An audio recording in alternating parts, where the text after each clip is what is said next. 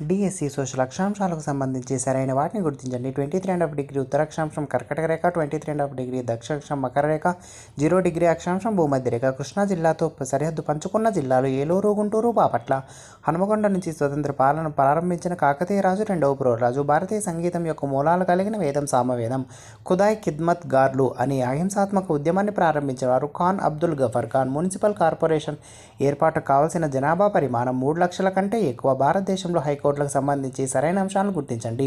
ఢిల్లీలో 1966లో హైకోర్టు ఏర్పాటు చేశారు. పంజాబ్, హర్యానా రాష్ట్రాలకు చండీగఢ్లో ఉమ్మడి హైకోర్టు ఉంది. ఆంధ్రప్రదేశ్, తెలంగాణలకు జనవరి 1, 2019 నుంచి ప్రత్యేక హైకోర్టులు ఏర్పాటు చేయబడ్డాయి. స్వభావం ఆధారంగా ఉన్న భౌతిక మార్కెట్లకు సంబంధించి భిన్నంగా ఉన్నదాన్ని గుర్తించండి. ప్రాంతీయ మార్కెట్.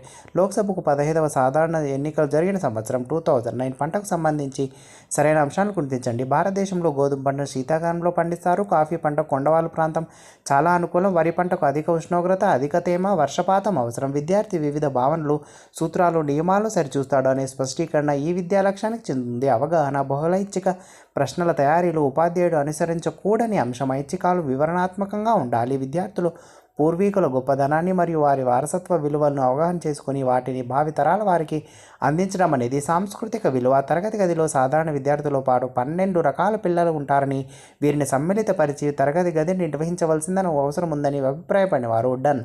క్రింది వానిలో విద్యార్థి కేంద్రీకృత బోధనా పద్ధతి కానిదాన్ని గుర్తించండి. ఉపన్యాస పద్ధతి అయితే విద్యార్థి కేంద్రీకృత బోధనా పద్ధతులు చర్చా పద్ధతి, ప్రకల్పనా పద్ధతి, సమస్య పరిష్కార పద్ధతి.